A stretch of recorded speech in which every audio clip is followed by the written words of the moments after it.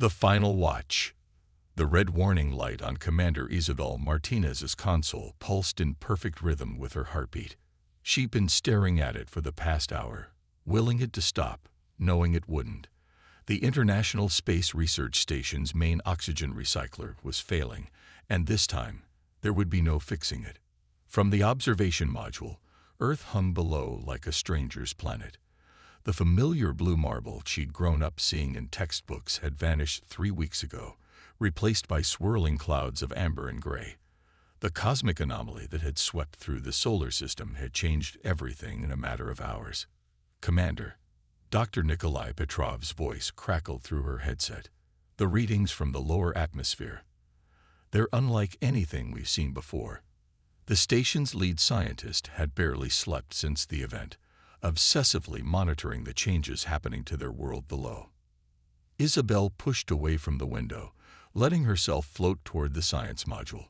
"Show me."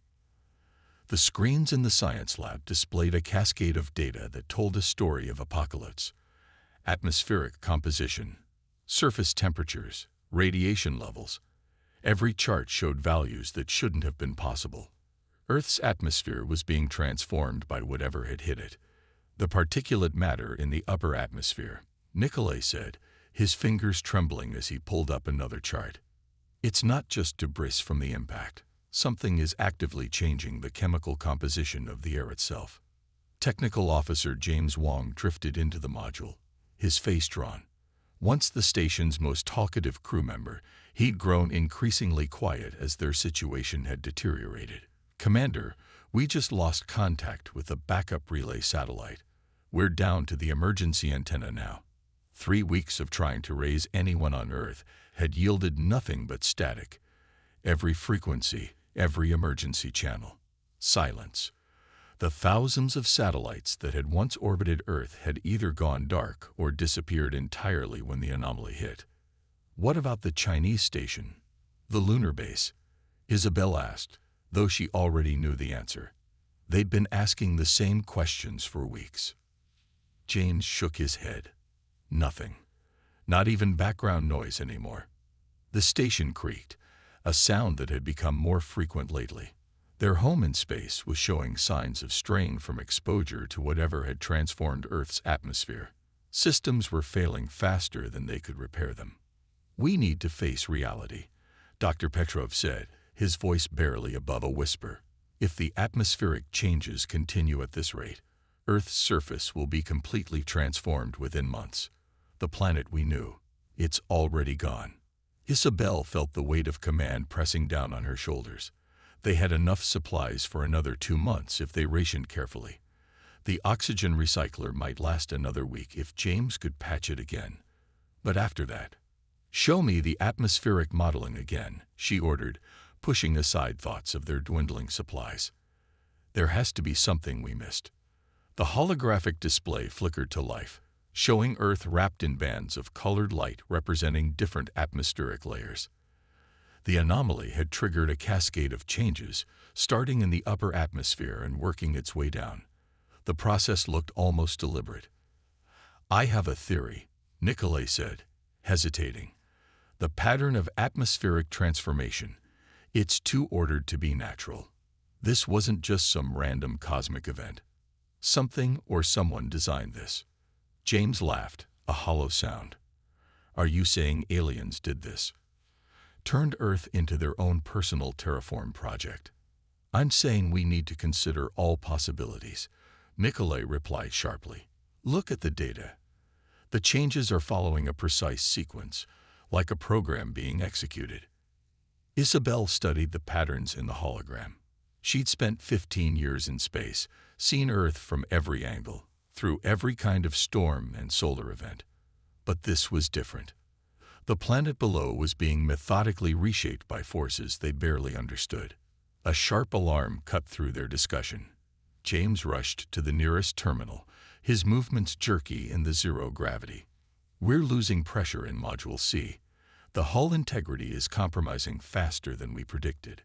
"Seal it off," Isabel ordered.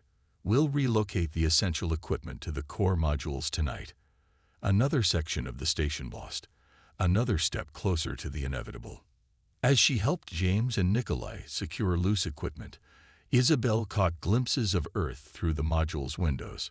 Somewhere down there, beneath those alien clouds, were the remains of everything humanity had built. 7 billion lives reduced to silence in a matter of hours. The station's lights flickered, another system showing signs of strain. They were running out of time. Soon, they would have to make an impossible choice: remain in orbit and wait for their supplies to run out, or attempt a desperate return to an Earth that might no longer support human life. Isabel touched the small pocket of her flight suit where she kept her family photo. Her daughter's smile, frozen in time, reminded her of everything they'd lost. But as long as she drew breath, humanity's story wasn't over. Someone had to survive to tell it. Someone had to witness what happened next. The station creaked again, louder this time, like a ship straining against its moorings. Above them, the stars watched in silence, offering no answers to the questions that haunted their sleepless nights. Earth continued its slow rotation below, wrapped in its new atmosphere, keeping its secrets. Descent into silence. The first death came quietly. Dr. Nikolai Petrov simply didn't wake up one morning, his body finally surrendering to the combination of exhaustion and radiation exposure. They stored his body in Module C, the compromised section now serving as an impromptu morgue.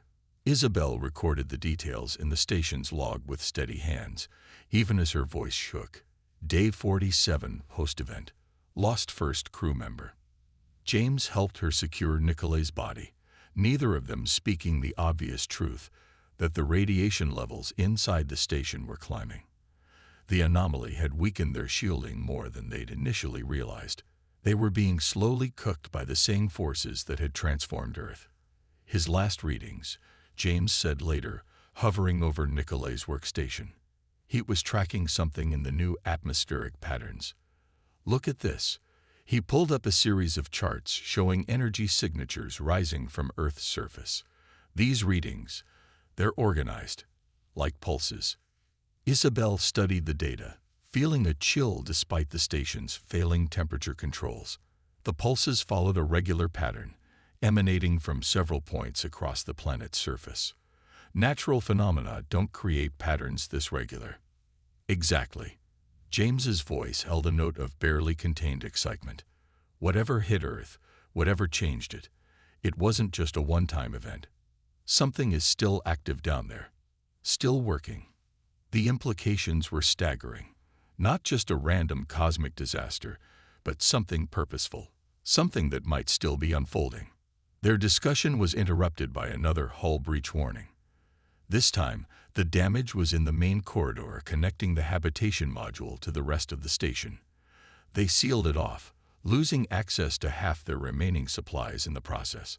That night, unable to sleep, Isabel floated in the observation module, watching lightning streak through Earth's new atmosphere.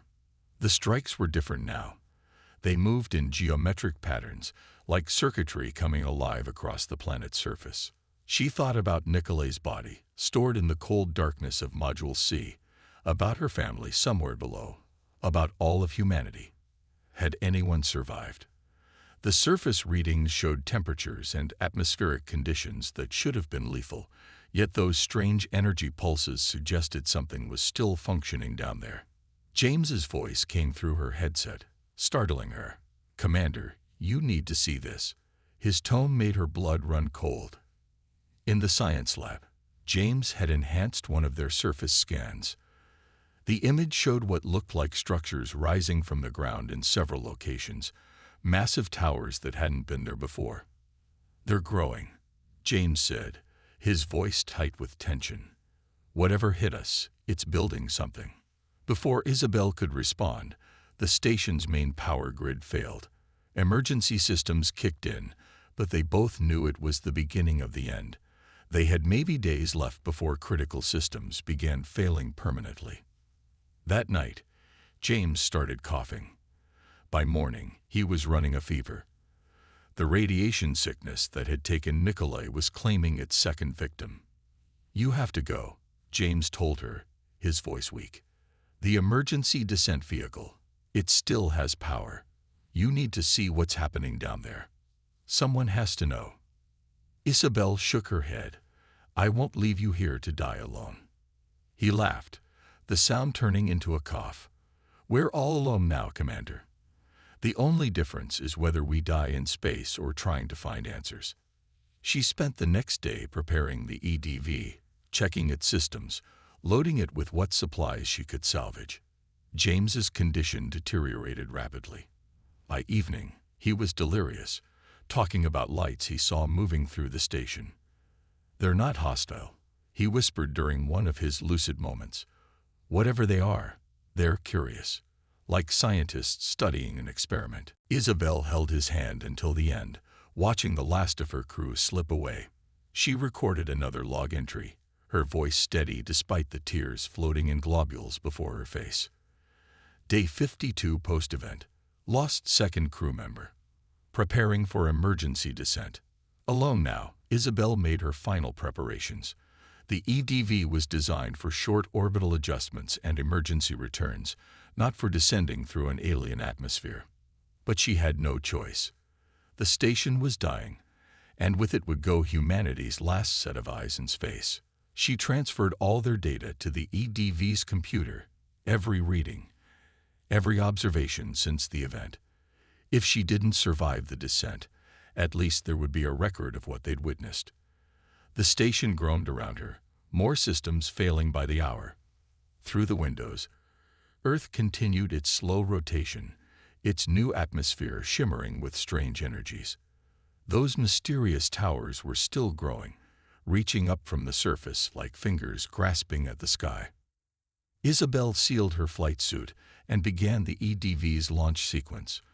As the vehicle detached from the dying station, she caught one last glimpse of the place that had been her home. In the reflection of the station's solar panels, she thought she saw what James had described: lights moving with purpose, studying, watching. Beginning descent, she recorded, even though there was no one left to hear. "May God help us all." The EDV turned toward Earth, and Isabel Martinez began her journey down into the unknown, carrying with her humanity's last hopes for understanding what had happened to their world. Behind her, the International Space Research Station continued its orbit, now a tomb for her fallen crew and a monument to humanity's last days among the stars.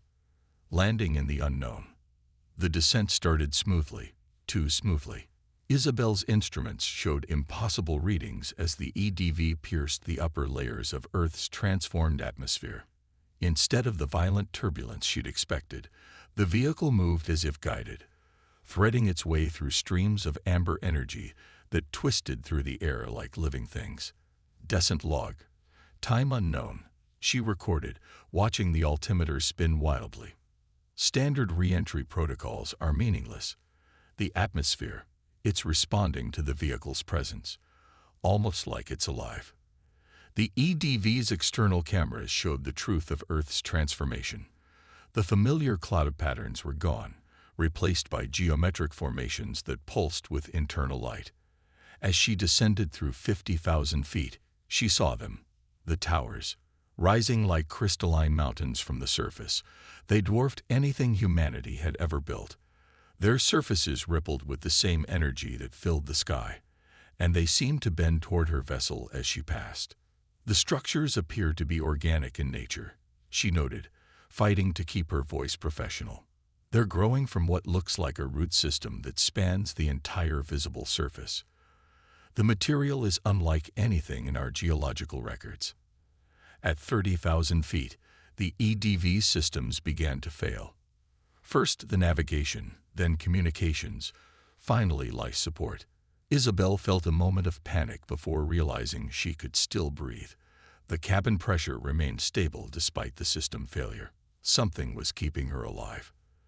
The ground rushed up to meet her, but not as she remembered it. The landscape below was a maze of crystalline formations and flowing energy patterns.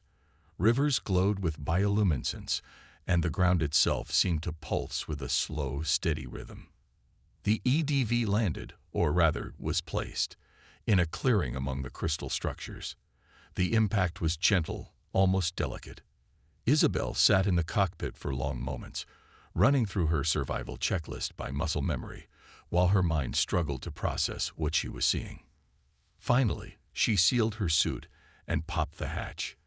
The air that rushed in was thick with particles that glowed like fireflies. Her radiation detector screamed briefly before falling silent, either broken or overwhelmed by whatever it was detecting. Surface arrival logged. She spoke into her suit's recorder. Location: unknown. Atmospheric composition unknown, but apparently breathable. Surface temperature. She checked her instruments. Stable at 20 degrees Celsius, despite all meteorological models predicting otherwise. The ground crunched under her boots as she took her first steps. The surface was covered in a layer of crystalline material that seemed to respond to her presence, glowing faintly where she stepped. In the distance, one of the towers rose into the amber sky, its surface rippling with patterns that reminded her of circuit boards. A sound made her turn, something between a hum and a pulse. A structure was forming from the ground nearby, crystal planes sliding and locking together like a flower blooming in fast motion. Within minutes, it had created what looked like a shelter, its walls transparent but strong. The environment appears to be responsive, she recorded, her voice barely above a whisper. Creating structures adapted to what it perceives as my needs. This suggests either an advanced AI system or some form of collective intelligence. She spent the next hours documenting everything she could. The crystalline growth covered everything. But underneath she could still see hints of the world that was. The outline of mountains, the curves of what had been coastlines. The transformation wasn't complete, but it was thorough. Near her landing site, she found what had once been a forest. The trees were now crystal formations that retained the basic shape of their organic predecessors. When she touched one, it resonated with a clear tone, and patterns of light flowed up its length. Theory: the event didn't destroy Earth's biosphere, she recorded, excitement creeping into her voice. It translated it into something else. The patterns I'm seeing, they're not random. They're preserving the essential structure of what was here before, just converting it into a new form of matter. As night fell, or what passed for night in the perpetual amber twilight, Isabel made her way back to the shelter that had grown for her. The structure had expanded, creating what looked like a bed and other basic amenities, all grown from the same crystalline material. She checked her suit's oxygen levels out of habit, then realized it didn't matter. Whatever the air was now, her body seemed to accept it. The same force that had guided her descent was keeping her alive. The question was, why? In the distance, the towers pulsed with slow waves of light, like beacons or perhaps lighthouses on this alien shore that had once been Earth. The ground beneath her hummed with energy, and patterns of light moved through the crystalline landscape like thoughts through a vast neural network. Final log for day 1 on the surface, she recorded, watching the lights dance across the horizon. I don't think I'm alone here. Whatever changed our world, it's aware. And I think it's trying to communicate. She settled into the crystal bed, which adjusted its shape to cradle her comfortably. Above her, the shelter's ceiling had become transparent, revealing a sky filled with new constellations created by the energy patterns in the atmosphere. Earth had become something else, something beyond human understanding. But she was still here, still breathing, still human. And tomorrow, she would begin the task of understanding this new world that had been born from the ashes of her old one. Whatever intelligence had transformed Earth, it had left her alive for a reason. She intended to find out why. As sleep took her, patterns of light swirled around her shelter like curious children, studying this last fragment of humanity who had returned to witness their work. Echoes of humanity. Isabel woke to find her crystalline shelter had evolved overnight, sprouting interfaces that reminded her of computer terminals. The surfaces pulsed with symbols that shifted and changed, not random patterns, but a language trying to form itself into something she could understand. Day 2 surface log, she recorded, watching the symbols morph. The environment continues to adapt. It's learning from me, studying my patterns, my needs. The question is, what is it learning for? She spent the morning exploring the immediate area around her landing site, which had once been somewhere in the Pacific Northwest. The crystalline growth had preserved the basic topography. She could still make out the shapes of mountains and valleys, but everything was different at a fundamental level. The discovery came near what had once been a military research facility. The crystal structures there were different, more ordered, containing what looked like preserved information. When she touched them, images formed in the air, technical diagrams, strings of code, fragments of human knowledge captured and translated into this new medium. Secondary log entry. She spoke quickly, excitement making her voice shake. I found evidence that suggests this wasn't entirely unexpected. The patterns here, they're organized like data storage. Someone knew something was coming. They were preparing for it. The next chamber she found confirmed her suspicions. The crystalline walls displayed what appeared to be research data, studies of astronomical anomalies, energy patterns that matched what had transformed Earth.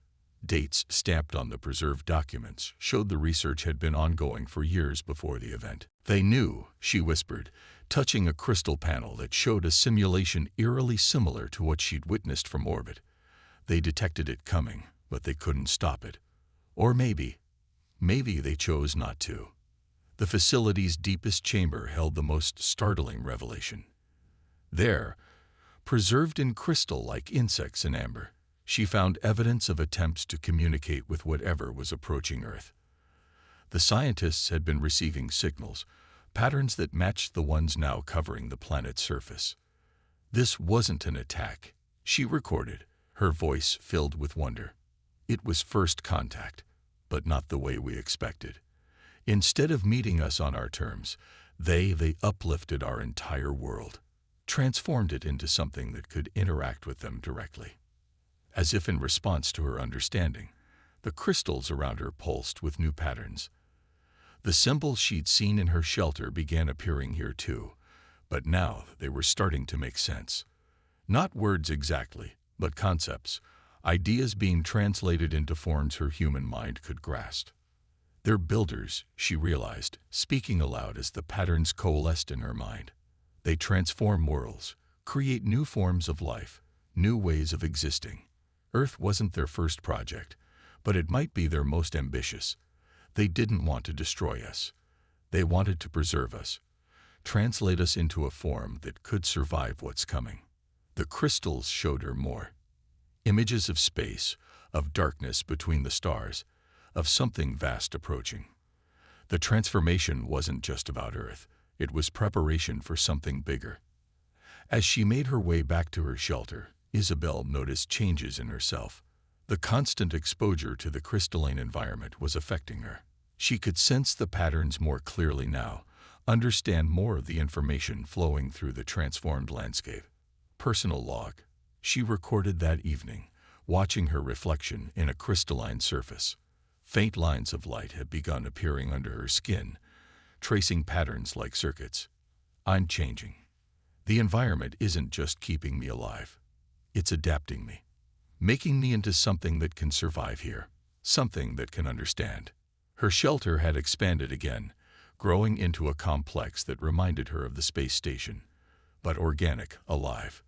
The interfaces were easier to understand now, responding to her thoughts as much as her touch. Through them, she could sense the vast network that Earth had become, a living computer of unimaginable complexity.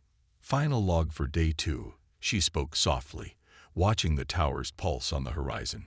I think I know why I was allowed to survive, why they guided me down here. They need a translator, someone who remembers what humanity was, who can help bridge the gap between what we were and what we're becoming. The crystals around her hummed in harmony, confirming her theory. Earth wasn't dead. It was transforming, evolving into something new. And she was its memory, its conscience, its link to its human past. As night fell again, Isabel looked up at the glowing sky and realized she wasn't mourning her old world anymore. Something extraordinary was happening, and she was part of it. The last human, perhaps, but also the first of whatever humanity would become next. The patterns of light swirled around her, no longer alien but familiar, almost comforting. They were showing her what was coming, preparing her for her role in Earth's next great adventure.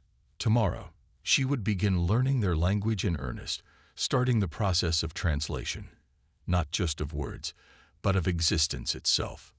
In the distance, the towers reached toward the stars, sending signals into space. Somewhere out there, others were waiting, ready to welcome Earth into a larger community of transformed worlds. And Isabel Martinez, the last human, would help guide her species into that new existence, one crystal thought at a time. Legacy of tomorrow. 100 days after her landing, Isabel barely resembled her former self. The crystalline patterns that had started as faint lines beneath her skin now formed intricate networks across her body, glowing with the same inner light as the transformed world around her. Her consciousness had expanded, able to interface directly with Earth's new neural network, yet she fiercely maintained her human identity, her memories becoming more precious as she evolved. Final mission log. She recorded, more out of habit than necessity. I understand now. We weren't abandoned. We weren't destroyed. We were saved. Through her connection to the planetary network, she had learned the truth. The beings that had transformed Earth, she now knew them as the architects, had seen what humanity couldn't. A wave of destructive energy moving through the galaxy, breaking down matter at its most fundamental level. Traditional life couldn't survive its passage. But transformed matter, crystalline consciousness, could. Her shelter had become a spire of its own, a living tower that served as both home and observatory. From here, she could sense everything. The pulse of the transformed biosphere, the thoughts of a million species preserved in crystalline patterns, the very heartbeat of Earth itself. They copied everything, she spoke, watching memories play across the crystal walls. Every creature, every plant, every bit of human knowledge and culture, all of it translated into crystal matrices, preserved forever. Nothing was lost. It was all just changed. But the greatest discovery came when she learned to read the deeper patterns, the ones hidden beneath the surface transformations. The architects hadn't just preserved Earth's present, they had saved its past and opened the door to countless possible futures. In the crystalline archives, she found them. Quantum patterns that contained human consciousness, billions of them, stored in a state of suspended animation. Her people weren't dead. They were waiting, preserved until the universe became safe for organic life again, or until they chose to awaken in their new crystalline forms. They're all here, she whispered, touching the patterns that contained her daughter's preserved consciousness. Everyone. Waiting. And I'm their guardian, their bridge between what was and what will be. The towers had a purpose beyond transformation. They were beacons, calling to other transformed worlds, creating a network of crystalline planets stretching across the galaxy. Earth wasn't alone in its metamorphosis. It was joining a community of worlds that had already undergone the change. Through the network, Isabel could sense them, other transformed species, other civilizations that had been uplifted by the architects. Some had been crystalline for millennia, evolving into forms of consciousness she could barely comprehend. They reached out to her, sharing knowledge, helping her understand her role. I am Earth's consciousness now, she recorded, watching new crystals form at her feet. Its memory, its voice, its guardian. Until the others awaken, I'll speak for humanity among the transformed worlds. The crystalline growth had spread across her tower, forming new structures, new interfaces. Through them, she could see the wave of destruction approaching distant star systems, and watch as other worlds underwent their own transformations ahead of its arrival. The architects were racing against time, saving as many worlds as they could. She had a choice to make. The patterns of her daughter's consciousness glowed before her, waiting. She could wake her now, guide her through the transformation. But that would mean letting go of her role as humanity's sole guardian, sharing the burden of memory and transition. Not yet, she decided, sending the patterns back to their quiet sleep. They deserve to choose their own time to awaken, to decide their own path in this new existence. Until then, I'll watch over them. I'll learn. I'll prepare. The towers pulsed with energy, sending signals deep into space. Through her connection to the network, Isabel could sense other transformed worlds responding, sharing information, building something greater than any single species could achieve alone. Earth was changing still, becoming more intricate, more beautiful. The crystalline patterns had achieved a complexity that made her old understanding of reality seem primitive. She was changing with it, growing into something that straddled the boundary between human and post-human, between organic memory and crystalline consciousness. Final entry. She spoke, knowing it would be her last recorded log. From now on, her memories would be preserved directly in the crystalline matrix. To anyone who might find this, Earth isn't dead. Humanity isn't extinct. We're evolving, becoming part of something greater than ourselves. And when the time is right, when the danger has passed, or we're ready for our next transformation, we'll return. Different, yes, but still ourselves. Still human in all the ways that matter. The crystalline spires reached toward the stars, singing their strange songs into space. Isabel Martinez, last of the old humanity and first of the new, stood among them, no longer mourning what was lost but looking forward to what would come. The end of one form of existence had become the beginning of another, and she would be there to guide humanity through its greatest transformation. In the crystal archives below, billions of human consciousness patterns slept, dreaming of what they would become. And above them all, their guardian watched, waited, and prepared for the day when humanity would wake to its new reality among the stars. The story wasn't over, it was just beginning.